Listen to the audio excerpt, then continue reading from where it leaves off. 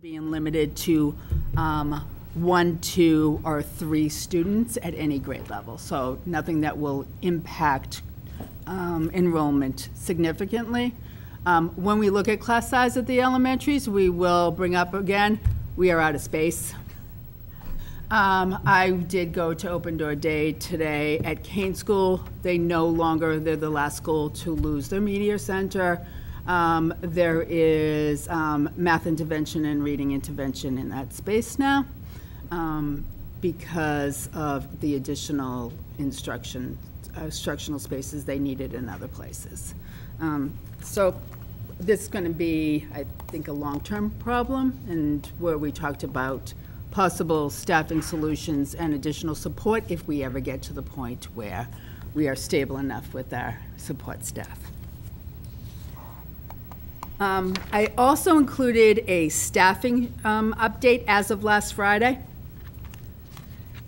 And as of last Friday, we had 54 open positions compared to 65 last year.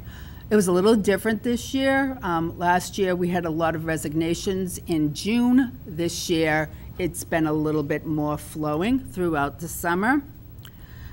As of last Friday, there were 9 open MEA positions. I believe that is down to 7 as of today. It was down to 6 yesterday and then went back up. But all classroom positions are filled. So the positions that we're talking about are, we need, I think, 3 special ed teachers. We need a high school reading teacher. That's been a long-term need. We had a district-wide nurse, and then we lost a district-wide nurse. That's the last nursing position that we are looking for. And I think that is it. The OT is a position we lost yesterday. So all classroom positions are filled. In addition to that, we have 45 other open positions. Those include 14 behavior technician positions, 19 para-educator positions, 5 cafeteria helpers, 4 custodians, 1 administrative office support, and 3 other positions. And the other positions are an AAC specialist, an LPN, and 1 translator that we're missing in the district. That's not including the additional translator position, I think, that we added as well. Those support staff positions are a little lower than they were last year, and the all other positions are about exactly the same as where we were at this point last year. Any questions on that? Question for the committee. Go ahead. Yeah. What's the AAC Yeah, specialist? I said, Sorry. I said to Assistant Superintendent O'Brien, you're going to have to explain, because that's a slightly new title. So, yep, that's on. AAC is for Assistive Augmentative Communication, and we've contracted out in the past with Cotting to be able to provide that consultation service. So it's generally for our students who are nonverbal, to be able to look at devices, apps, but it can be for students who have writing difficulties to look at assistive technology that they could use to access curriculum. So we had been moving towards hiring. We had our own person this past year instead of contracting out. That person had resigned in June, so we've had it posted during the summer, still looking to get that filled. Thank you. I just wanted to add, I want to thank all the school staff, custodians, and facilities staff that helped prepare our buildings for tomorrow. Yesterday was opening day for staff. It was a team effort.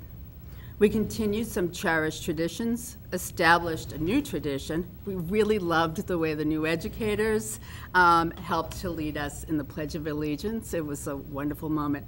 And we saw the return of another cherished tradition. Both Assistant Superintendents, Scaza and O'Brien, and Director of EL Pre-K to 12, Lynn Medallia, presented to the staff. I would like to recognize the Marlborough High School Marching Band and their adult helpers, Jimmy Redone, Elsa Pettengill, and Angie Crockwell. I thought their performance was the perfect way to begin our opening day for staff, so thank them. Finally, I hope everyone has had a chance to watch the opening day staff video. We would all like to recognize Marlborough High School teacher Caleb Weldon, Marlborough High School alumni Bethany Gibson, and communication coordinator Jill Roberts, and thank them for the countless hours they volunteered to make the video possible. Thank you. Questions from the committee? Hey, Ms. Hennessy. Thank you. So more accolades, though.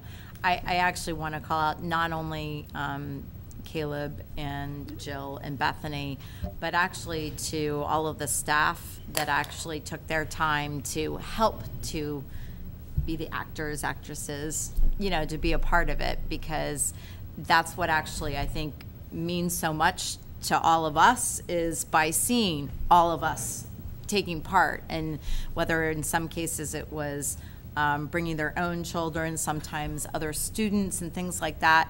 That just really speaks to our community and how really, you know, everyone collaborates together.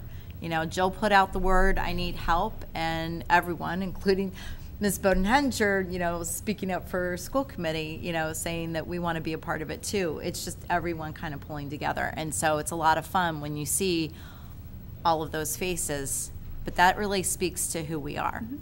So I just had to say it. So thank you. Other questions from the committee? Ms. Matthews. Superintendent Murphy, the class sizes. Yeah. I mean, I obviously I highlighted some, and I know you're fully aware. Yeah.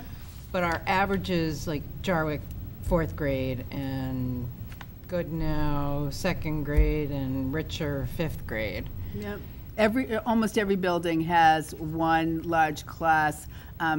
We had added the position to the one large class that was at Kane, so that reduced that one.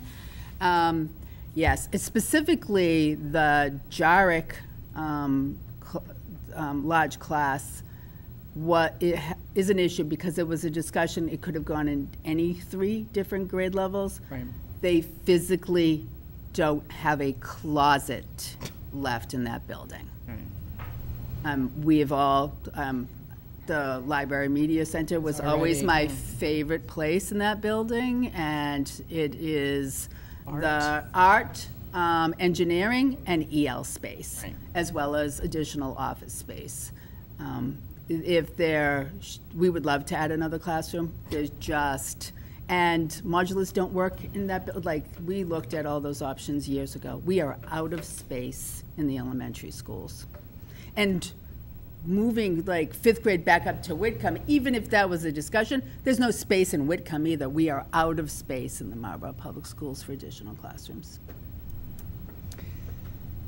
Thank you. I guess my concern is to make sure that we have the supports in place within those classrooms as well. Yeah. Whether we want to have a co-teacher, or I know a para is meant for an IEP, but some type of aid or assistance to help that class size. Once we are fully staffed, the elementary staff has been very vocal, and they would appreciate and feel that additional support staff would be able to address their needs. They would like additional staff in each of the every classroom. As long as we can hire them. As long as we can hire them. And have the money for it. Yeah, and we want to make sure that those teachers know that we are hearing them, and we want them to be supported. Great, thank you. Any other questions? Seeing none. Director of Finance and Operations, go for it. Thank you, Mr. Mayor. Welcome. Thank you. I have quite a few updates for the committee tonight. I'll start off with food service. Before I lose my voice. As we prepare for tomorrow and the beginning of the year, I'd like to remind all families and students that school meals, including breakfast and lunch, are complimentary in Marlborough. We participate in the community eligibility program, and everyone should go through. It means something to the district because we get more funding for each meal that's served. I got a ton of facilities updates for you. The Whitcomb Kitchen project is done. That's a big plus. We actually got it finished in time. The kitchen entrance and the serving lines have been reconfigured, much like the high school, with the giant roll-up doors. We took away that prison look to it. and new serving equipment on both sides. It's all installed. Updated HVAC equipment is on order, and we're waiting on the supply chain with that. That'll be installed as soon as it comes in later this year. The high school library has been altered to provide separate learning spaces for the bridge and TLC programs. Several offices have been created in the high school kitchen storage area. The stage curtains at Jarrick and Kane have been replaced. The Kane stage lighting has been updated, and the final electrical work is ongoing right now to wrap that up. The high school stage curtain has not yet arrived from the manufacturer and will also be replaced as soon as it arrives. Kane Elementary has had the creation of a new breakout space. And last but not least, Jarrick HVAC replacement project is near completion. We're waiting on 2 rooftop pieces of equipment, again, supply chain issues that will go in the gym and the cafeteria. I noted on my report for the agenda last week that we have 7 classrooms that were pending another piece of equipment that's since arrived. It's been placed on the roof, and it will go through its startup measures on Friday. So all our classrooms will have air conditioning as of Friday. And that will wrap that project up. That's been a Herculean effort. I'm stunned at the caliber of the contractors that were hired here. They've just given it their all. With all these projects that went so well, I'd like to recognize Doug Diaz for his exceptional planning and the handoff to set these projects up for the success we've had. Rob Quinn, Dan Jackson, and Andy White, and the entire facilities and custodial staff for getting these projects done and our buildings ready for the first day of school. And last but not least, the Jarrick staff for putting up with all this nonsense while we upgrade the building. Transportation. I hear this big suck in of. We're starting this school year on a much better note than the last few years. We only have 4 routes impacted by the driver shortage. We'll have additional drivers in training. 1 should be coming on board by September 15th. We'll reduce that shortage to 3. As of right now, the routes have been designed to accommodate the shortage. We're adding loops to the AMSA charter school routes, so we should be in pretty good shape tomorrow. That's not wood. Don't have to go that far. Find some more. Here. So I remain very hopeful, and I'll have any questions you have. Question from the committee. Any questions from the committee? Mrs. Hennessy. Thank you. Thank you so much for the report. Questions that I had sent to you, I just was curious, is it possible that we might be able to, the committee, might be able to take a quick peek at some point when it's okay and appropriate to see what's happened at Whitcomb and also at the high school? Obviously not to disturb something, but it would be great to be able to put eyes on it. Yep, absolutely. Execute it. As I told you in my response earlier today, Sorry, we are we're hosting a quick cookout for the facilities and custodial staff Friday at about 11:30 at Whitcomb. That's a good opportunity. There's no kids in the building. For those that can't make it, feel free to just contact me, and I can get you in there. Same for the high school. Awesome. Thank you. Any other questions? One more. Go ahead. Sorry. And another question that I had was relative to the Whitcomb Auditorium. There had been some sound system work that I think was going to be trying to be worked on, and I just wasn't sure where that might be in the process. Yeah, they ordered a new board for the rear of the auditorium that will be installed the first week of October. Awesome. We had limitations on the consultants that come in there to do that work, so Yeah. scheduling them was a little difficult. Yeah. No, it's just great to hear that it's in process. So Yep, awesome. absolutely. Great. Thank you so much. Welcome. Any other questions? Seeing none, eh? Mr. Oh, Mr. Crusoe. I'm just curious, what offices did you create in the storage room in the cafeteria? There were 2 small offices for the Aramark staff, for the office that Pam and Paul actually do their work. It gets a little cold in there. It's more like a warehouse room. So 2 very small offices were created in there. You have to understand, as a music teacher who taught under a lot of stairwells, I get nervous when people start getting put into storage closets. The food storage. Any other questions? Seeing none, entertain a motion to approve the minutes from June 27th. Motion to approve. Motion made and seconded to approve. Any discussion? Seeing none, all those in favor, opposed, carries. Entertain a motion to approve the minutes of August 2nd. Motion to approve. Motion made and seconded to approve. Any discussion? Seeing none, all those in favor, opposed, carries. Public participation. Any public participation? Public participation. Seeing none. Policy updates, policy 2.442. Thank you very much. So I'd actually like to ask for a suspension of the rules so that we might be able to take up a vote on these three policies. So I'd like to make a motion for a suspension of the rules, please. Motion to suspend and take up the three policies, 2.442, 2.450, 8.001. All those in favor? Opposed? Carries. Great, thank you so much. So relative to policy 2.442, and actually really the next one, 2.450. So it's order of business relative to the notation of it being public comment as opposed to public participation, which is in reference, if you would see the second policy, which is policy 2.450, moving it to public comment rather than participation. As you all know, it's really not a participatory kind of situation. It is a comment. We are receiving a comment from our public.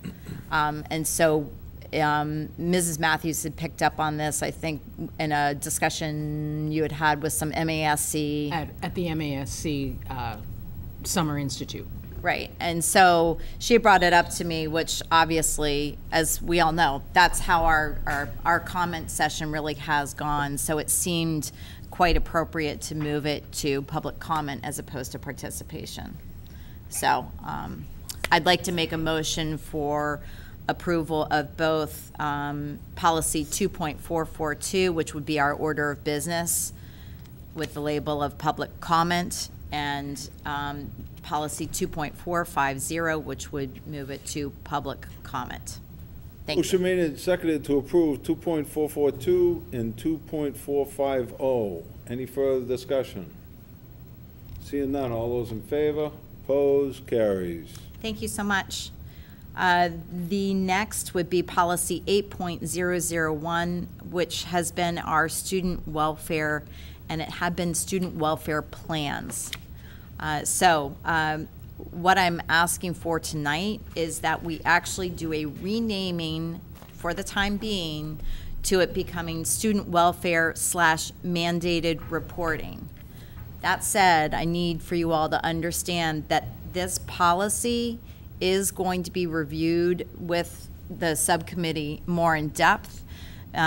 We actually have contact out to one of our attorneys right now. We're trying to understand whether we might want to separate this out into something specific for mandated reporting, separate from some of the other items, because I hate to say it, but this is a bit of a kitchen sink policy. A lot of different things in here. And we don't have that answer yet, but we felt that it would be really important for people, all of us, community, as well as staff and such, to know that mandated reporting was under here. So if we have it within the title, it will allow people a quicker point of reference should they need it. Hence why we are just asking for, at minimum, this quick update only on the title, and you will be seeing something new coming back on this shortly. So I'd like to make a motion for the title change to student welfare / mandated reporting. Motion made and seconded to approve policy 8.001. Any further discussion? Seeing none, all those in favor, opposed, carries. Thank you very much. Thank you. Surplus textbooks. All yours. We're asking the committee to vote to surplus some obsolete textbooks at the high school. They've been replaced with a new curriculum. We just need permission to dispose. No use for them anywhere? I'll offer them up to other school districts on the listserv, see if anyone's using that particular curriculum and addition. If someone asks for it, we'll give it to them. Otherwise, we'll either try to sell it for a few pennies or we'll just dispose and recycle. Nope, someone can use them, give them to them. Any other questions on the motion? I need a motion. Motion to approve of the... Motion made and seconded to approve. Any further discussion? Seeing none, all those in favor, opposed, carries. Donations and gifts. Doble Engineering, 60 stackable chairs. Marlborough Public Schools, $3,000. Motion to approve. Motion made and seconded to approve. O'Connor Portraiture, Early Childhood Center, Goodnow Brothers Elementary School, the elementary school, $629.50. Goodnow Elementary School, $1,928.72. Keep going, one more. O'Connor Portraiture, Kane School, $1,199.16 and $82.95. Motion to approve the first 3 grants listed. You don't want to approve the other one? It was only, that's 1, 2, and 3. She made I said a 1, 2, motion and 3. for Doble, but we didn't vote on it. But you didn't vote on it, yeah. So Okay. I'm saying, Take them all together, the Okay. $82.95.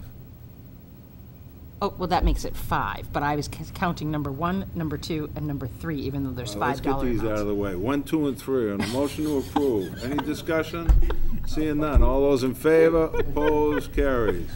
Comprehensive School Health Services Renewal, Marlborough Public Schools, $95,000. Motion to approve. Motion made and seconded to approve. Any discussion? Seeing none. All those in favor, opposed, carries.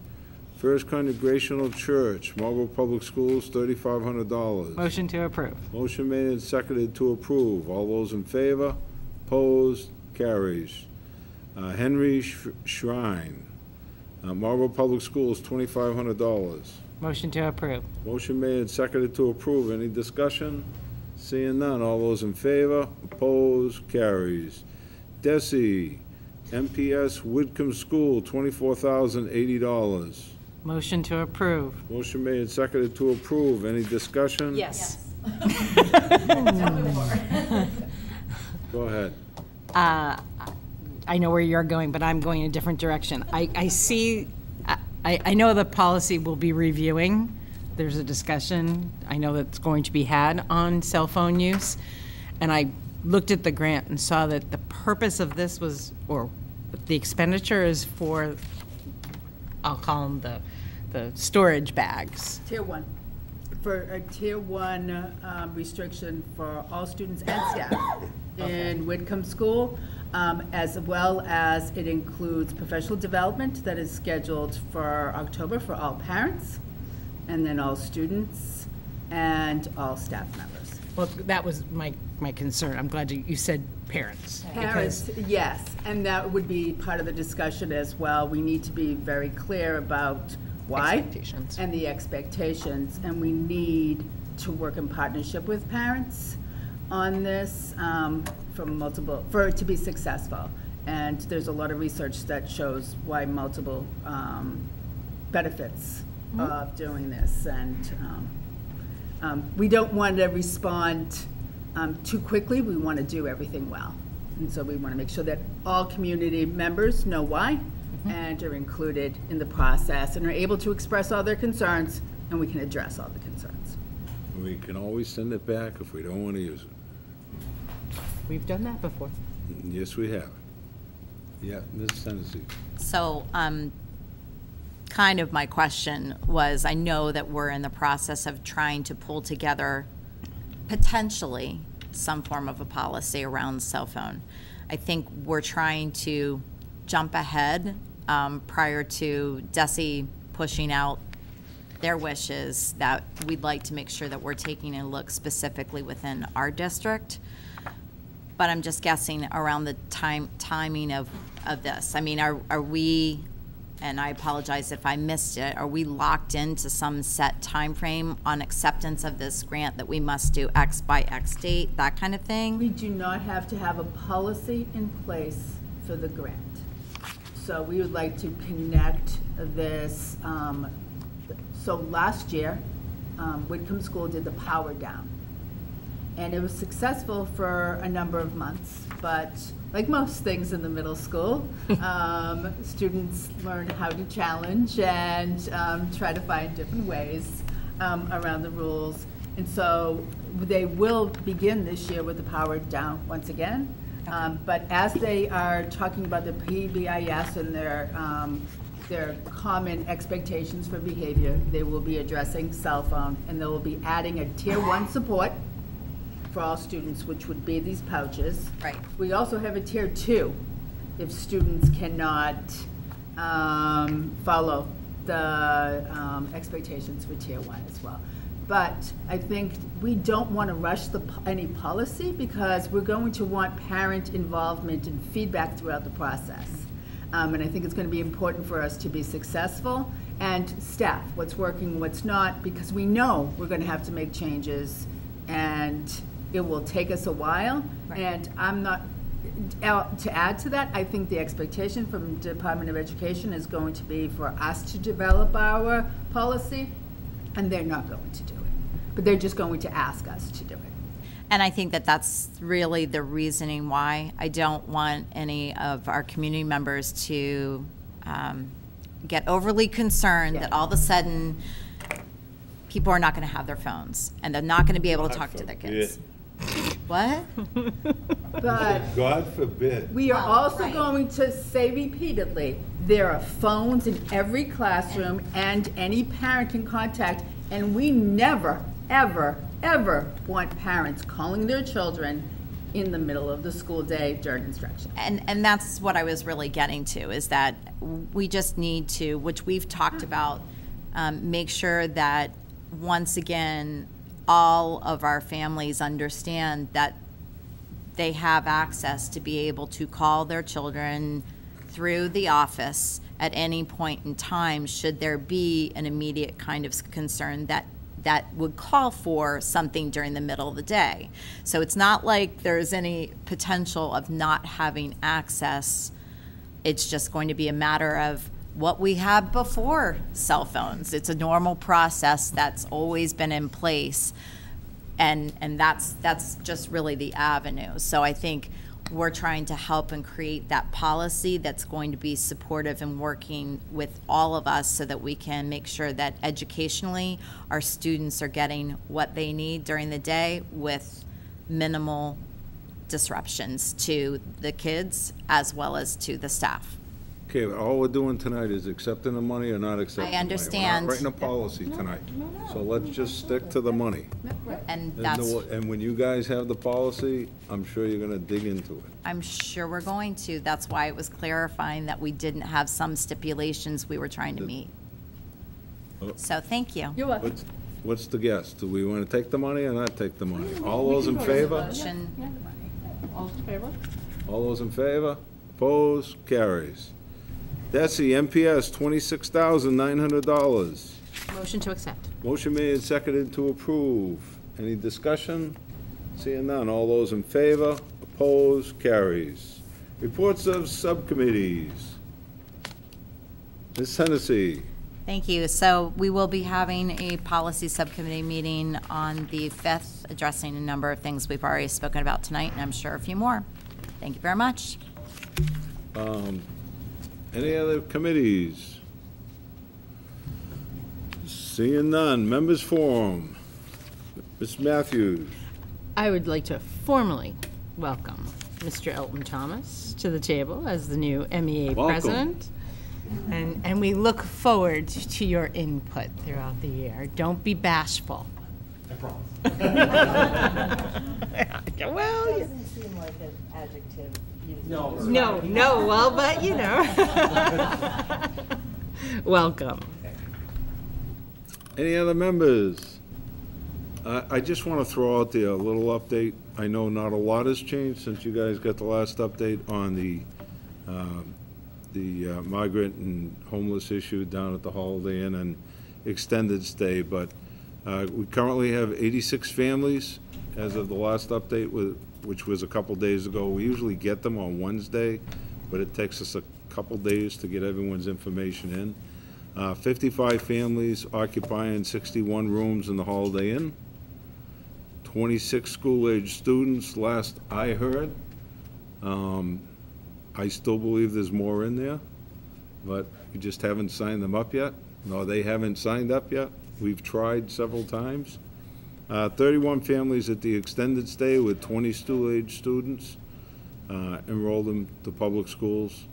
We did hold, to Mary's credit, she brought down the team and we did some English language classes down at the Holiday Inn. We only got a few in. By the time we set it up and were able to get into the Holiday Inn, there's a lot of pushback on a lot of things, and it's not as smooth as it should be. At least 3 of the individuals at the Holiday Inn have found local employment. So we're going in the right direction. The federal government is not cooperating with expediting paperwork. One of the people that we were talking to, his next appointment with ICE is the middle of 2025. So they're right on top of it. So So sad. no, it's just, it's really, really, really They want to go to bad. work. So, it just, process we have is broken and they need to fix it. So, that's my 2 cents. But, you know, we're expecting more, as they fill up other places. The secretary's been very good in keeping me updated when we have, big groups coming to town, but, you know, we're just gonna keep working on it and, hopefully, you know, the governors get together and get Washington to do something, because it's an issue everywhere, not just here, so. Any questions that I can answer? Thank you very much. Motion to adjourn. Motion made and seconded to adjourn. All those in favor, opposed, carries. Thank you.